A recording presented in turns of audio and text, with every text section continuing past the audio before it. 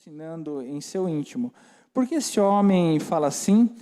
Está blasfemando? Quem pode perdoar pecados a não ser somente Deus? Jesus percebeu logo em seu espírito que era isso que eles estavam pensando e lhes disse: por que vocês estão remoendo essas coisas em seu coração? Que é mais fácil dizer ao paralítico: os seus pecados estão perdoados, ou levante-se, pegue a sua maca e ande?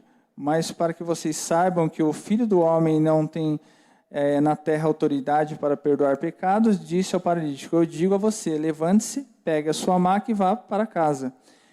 Ele se levantou, pegou a maca e saiu à vista de todos, que atônitos glorificaram a Deus, dizendo: nunca vimos nada igual. Senhor, em nome de Jesus, Pai, que a Tua palavra nessa noite entre no coração, Senhor, dos Teus filhos, que eu seja um canal desobstruído, Senhor, canal de águas vivas, Pai, que o Espírito Santo possa ministrar em nossos corações com liberalidade e que não venha, a minha limitação não venha impedir que a Tua palavra chegue, Senhor, até os corações de Teus filhos, Pai.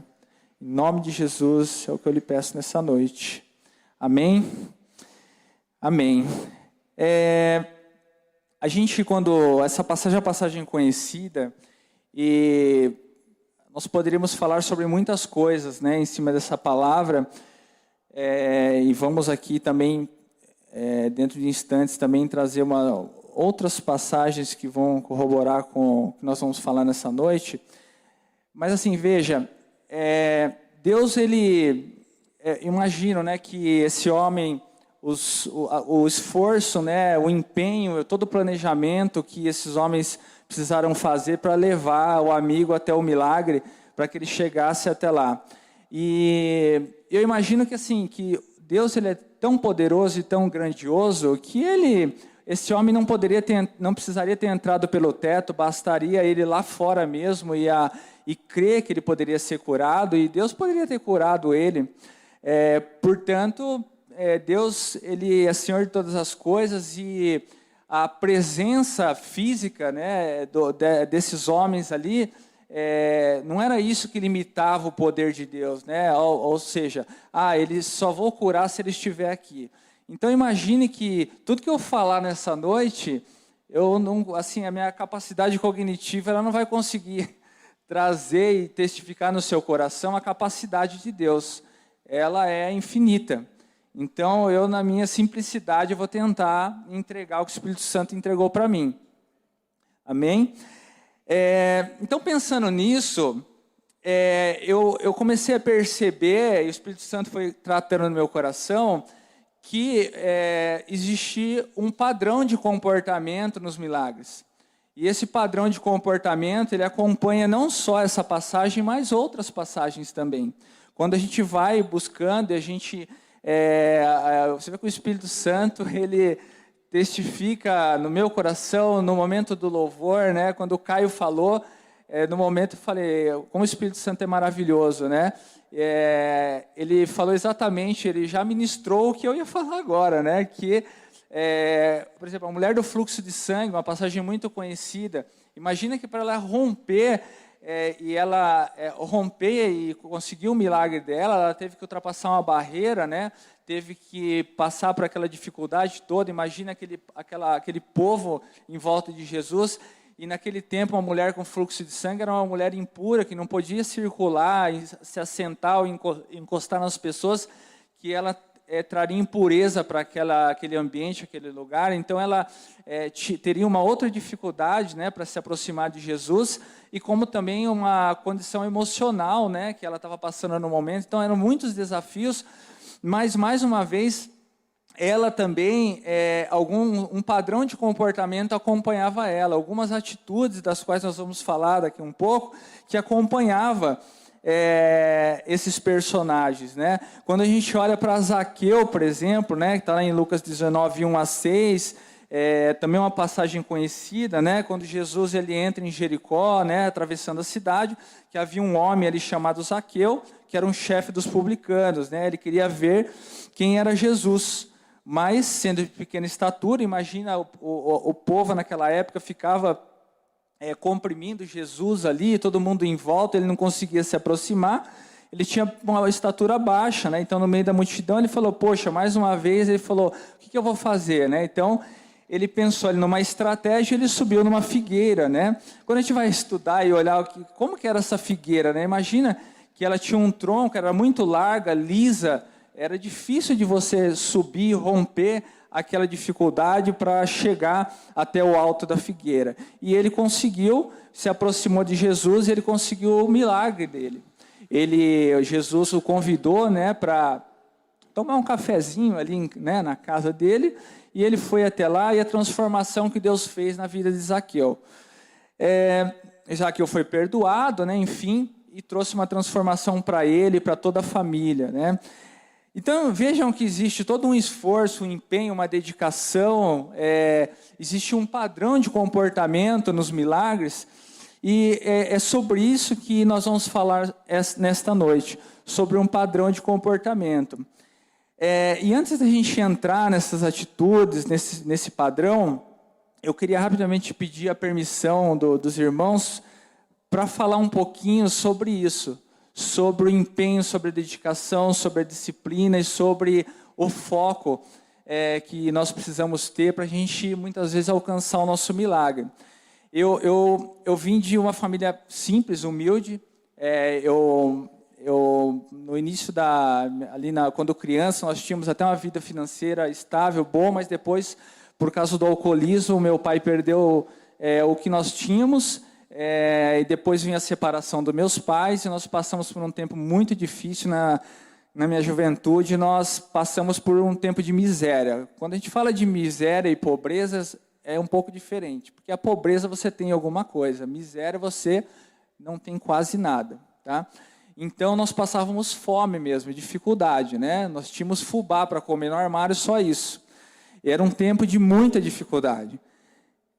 Para piorar a situação, sofri um acidente, né? Ainda na juventude, um acidente muito grave, quase perdi a vida, fiquei internado na UTI e fiquei por 2 meses internado no hospital, tive que aprender a andar novamente.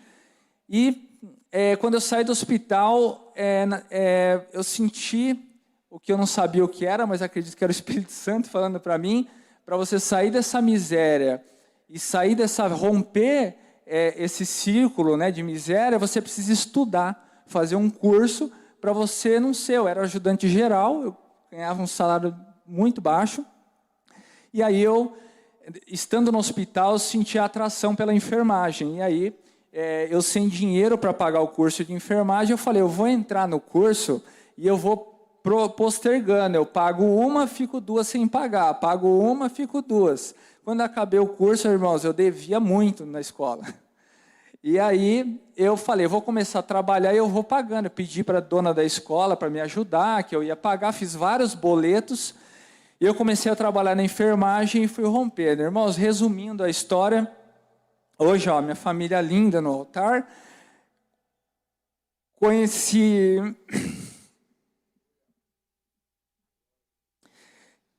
minha esposa por intermédio de um amigo na enfermagem. Então, assim, para eu romper esse círculo de miséria e encontrar o meu milagre, eu precisei perseverar muito, eu precisei de muita energia, muita dedicação e esforço. Eu lembro que num dia, eu vindo do curso à noite, já no fim do curso, eu chorava pelo caminho, porque eu andava muito, que eu não tinha dinheiro para pegar a condução. E aí eu caminhando, eu andava muitos quilômetros até em casa, eu saía do curso 15 para as 11, para vocês terem uma ideia da noite, eu chegava em casa 00:30, caminhando.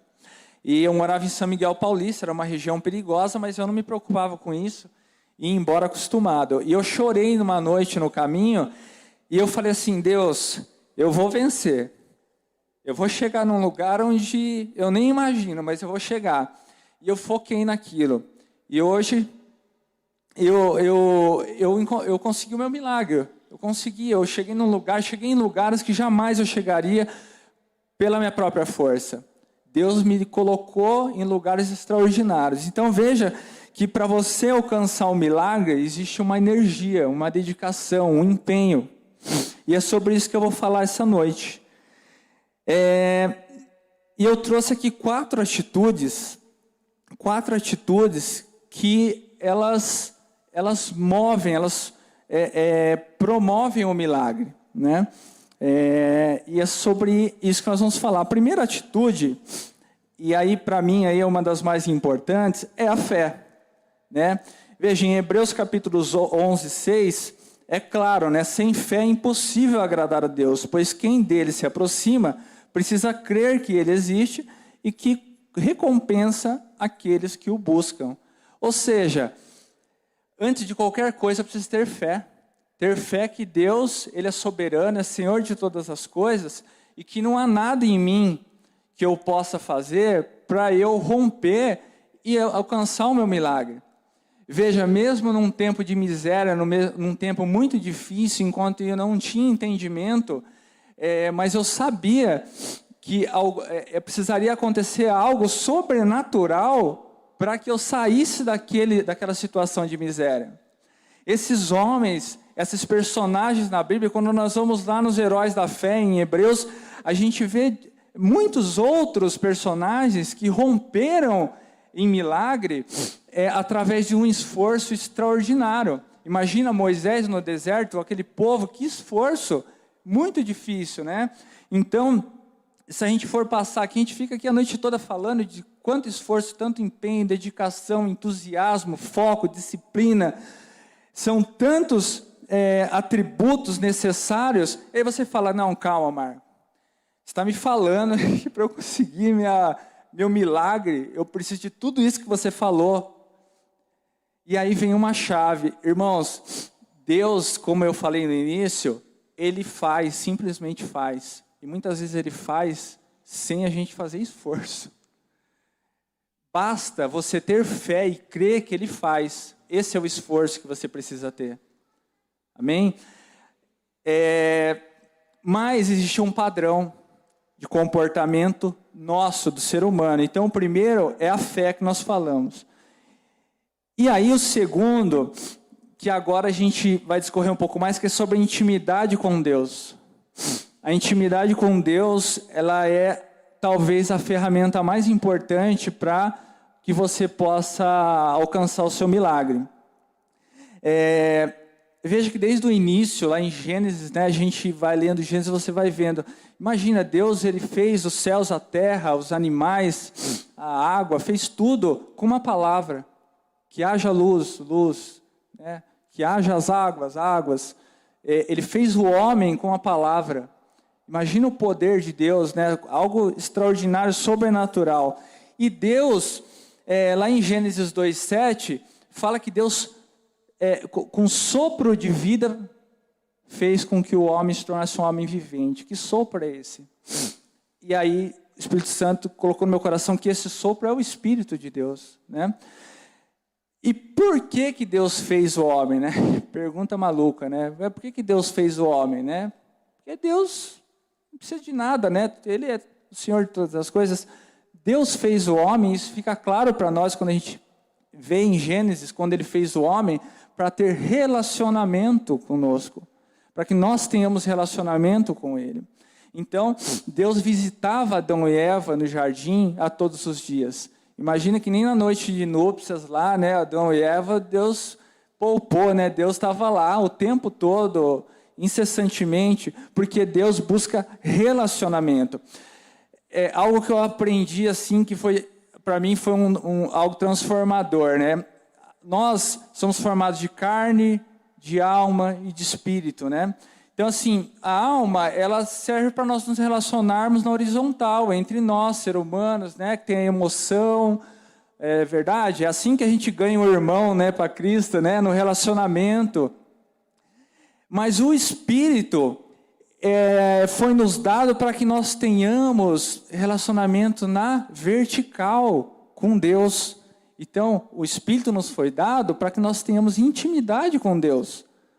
Então, uma vez que nós entendemos isso, não faz sentido você não orar, você não buscar a Deus dia e noite, a todo tempo, conversar com o Espírito Santo, né? Deus nos criou para ter relacionamento, né? Quando nós vemos alguns personagens, a gente vai olhar para a vida de Enoque, né? Veja, Enoque, ele não passou pela morte, Enoque, ele foi arrebatado, né? Enoque era um homem de fé, um homem de intimidade com Deus, né?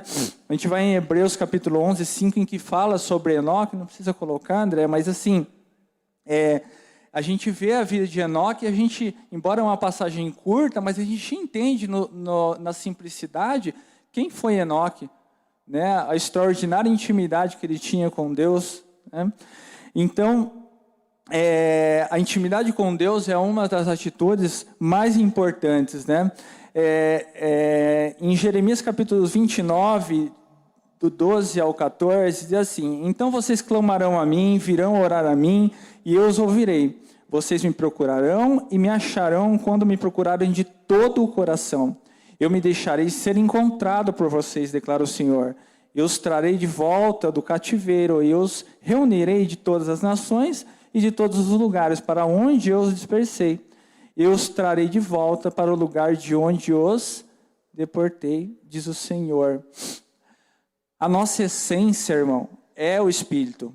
Essa é a nossa essência. A nossa essência é nos céus. A nossa essência não é a carne, as coisas terrenas. Tudo que nos prende é um imã, né? Tudo que nos prende à carne, que são as coisas desse mundo terreno, é o dinheiro, as coisas que nós já sabemos, todas essas coisas que nos prendem, ela cria uma barreira, ela nos impede de ter esse relacionamento com Deus. Então, as tribulações do dia a dia, pode perceber que quando você está num dia tribulado, com muito trabalho, se sentindo oprimido de tantas atividades, de tantas demandas, você não tem energia física, carnal, para buscar a Deus. Que era exatamente o que acontecia com o povo no Egito, né? Para esse povo aí não crescer, não se multiplicar, vamos encher eles de trabalho, para eles ficar cansados, chegar no final do dia, não conseguem ter intimidade com a esposa, não vão ter filho, e vai acabar com essa geração aí. Se esse cara continuar crescendo, nós estamos perdidos, eles vão se voltar contra nós. Então, veja, o tempo todo, Satanás, ele não está querendo, isso é importante, ele não está querendo, quando a gente olha, mas o inimigo vem para matar, roubar e destruir, tem que só ficar preocupado com isso. A grande artimanha dele é impedir, evitar que você tenha relacionamento com Deus. Porque quando ele acaba com o seu relacionamento com Deus, a sua intimidade com Deus, aí você, sem perceber, você já foi roubado. Ele roubou a intimidade que você tinha, e agora para ele destruir o resto é muito fácil. Você sabe que nessa jornada de fé, é muito triste que algumas famílias que nós caminhávamos juntos, a gente vê famílias sendo desfeitas, destruídas, pessoas que caminhavam na fé conosco e se perderam no caminho, caíram, né?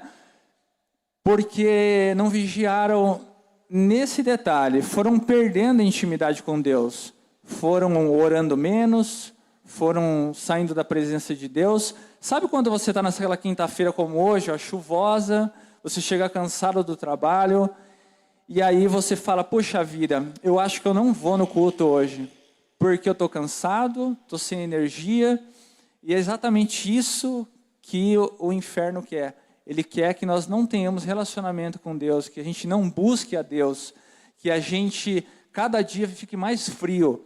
Então, irmãos, quando você perceber que você está ficando mais frio, acredite nisso, você está prestes a ser roubado, destruído, a sua família está em perigo. Em especial os homens aí, quem é pai de família, levanta a mão aqui. Pai de família, ele tem um papel dentro de casa, ele é o sacerdote do lar, né? A palavra é clara. Ele tem uma autoridade espiritual sobre a casa, sobre a família. Então, quando você percebe que existe algo querendo tirar você da presença de Deus, você curve seus joelhos diante de Deus e fala, Senhor, renova a minha energia, traz um renovo espiritual, né? Tira de mim todo o cansaço, né? Tudo aquilo que tem impedido que eu tenha relacionamento contigo. Porque quando o Satanás tira a cabeça, que é o sacerdote do lar, da presença de Deus, fica fácil dele mexer na sua casa. mexendo nas coisas que são suas, sua família, seus filhos, sua esposa, mexendo no seu relacionamento, e aí você vê famílias sendo destruídas. Aí você chega e fala, poxa, você viu? Fulano se separou da esposa. Mas como assim? Estava aqui comigo na igreja ontem. A gente não percebe, mas pessoas que estão ao nosso lado, elas vão esfriando na fé e vão perdendo a intimidade com Cristo, e aí se tornam presas fáceis, né? Porque o inimigo anda bramando ao nosso derredor, buscando aquele que possa tragar. E é exatamente isso que acontece. Amém? Outra coisa é que assim, a gente vai em Apocalipse 3:20, diz assim, ó, eis que estou à porta e bato, se alguém ouvir a minha voz e abrir a porta, entrarei e cearei com ele, e ele comigo. Mais uma vez, relacionamento, né? Então Deus, ele, o tempo todo, ele busca relacionamento conosco. E o que faz barreira entre nós e Deus? É o pecado, é a murmuração, é a reclamação. O Caio trouxe isso hoje, né? Eu falei assim, o Espírito Santo é maravilhoso, né? Porque ele vai trabalhando lá no louvor, né, conosco, né? Se a nossa essência é o Espírito, em Gálatas 5:22-26 diz assim, ó, mas o fruto do Espírito é amor, alegria, paz, paciência, amabilidade, bondade, fidelidade, mansidão, domínio próprio. Contra essas coisas não há lei. Os que pertencem a Cristo Jesus crucificam a carne com as suas paixões e os seus desejos. Se vivemos pelo Espírito, andemos também pelo Espírito. Não sejamos presunçosos, provocando uns aos outros e tendo inveja um dos outros. Então, se existe entre nós um espírito de divisão, de facção, de contenda, de relacionamentos mal resolvidos, de problemas, acreditem, não é do Espírito Santo de Deus. Misericórdia. Se existe uma murmuração, uma reclamação, irmãos, eu estou aqui em cima, se você enxergar em mim uma limitação, algo que está impedindo que você receba a palavra, feche os seus olhos e pensa assim, é a palavra, não é quem está aqui. Porque o Espírito de Deus, ele age através de nós. Muitas vezes a gente fica assim, não, eu vou no culto, porque hoje eu acho que quem vai pregar é Gessilei. Então eu vou. Não, já sei, hoje é pastor Reginaldo. Eu vou. Não, mas amanhã é Ana Paula. Ana Paula, não sei. Não sei se eu vou.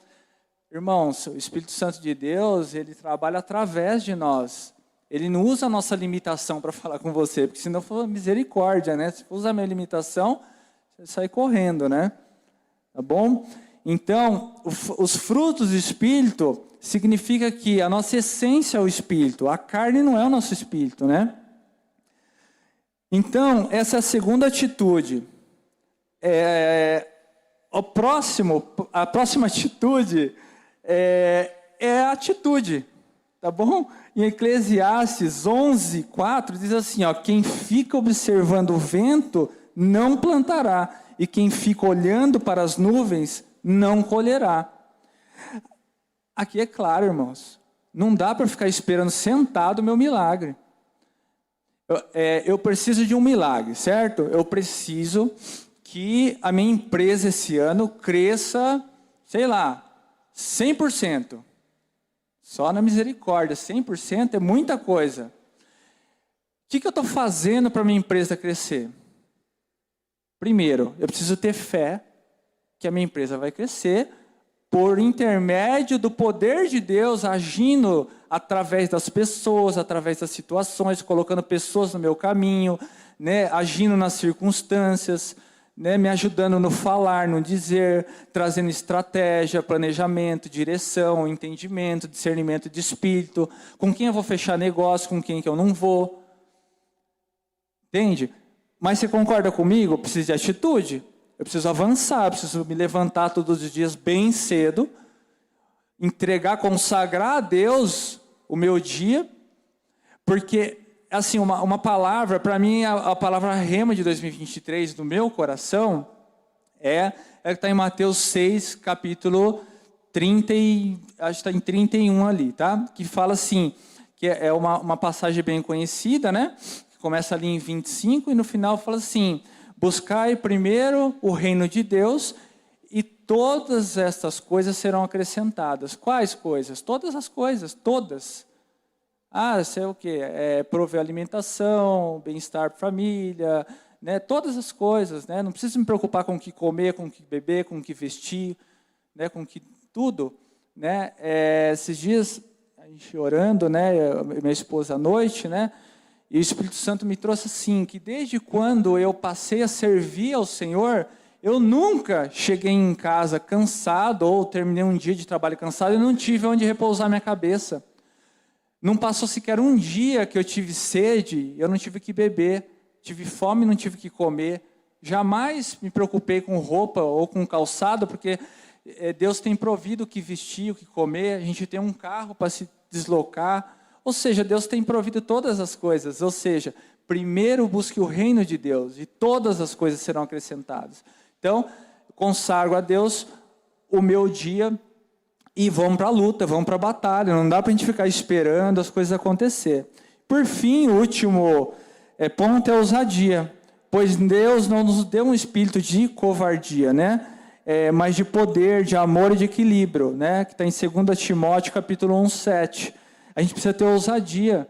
Esses personagens que nós falamos, né? O paralítico lá que vem com os amigos pelo telhado. Imagina a ousadia desses homens, né? Quem jamais pensou em vir fazer dessa forma? A mulher do fluxo de sangue, todos os outros. Então nós precisamos ter ousadia, né? Para a gente alcançar o nosso milagre. Por fim, em Jeremias capítulo 29, do 11 a 14, mais uma vez, e a gente reforça aqui, né? Porque sou eu que conheço os planos que tem para vocês, diz o Senhor, planos de fazê-los prosperar e não de causar dano, planos de dar a vocês esperança e um futuro. Então vocês clamarão a mim, virão a mim e eu os ouvirei. Vocês me procurarão e me acharão quando me procurarem de todo o coração. Irmãos, uma coisa que eu tenho aprendido, que a gente não basta buscar a Deus. A gente tem aprendido isso. Deus, ele busca o nosso coração.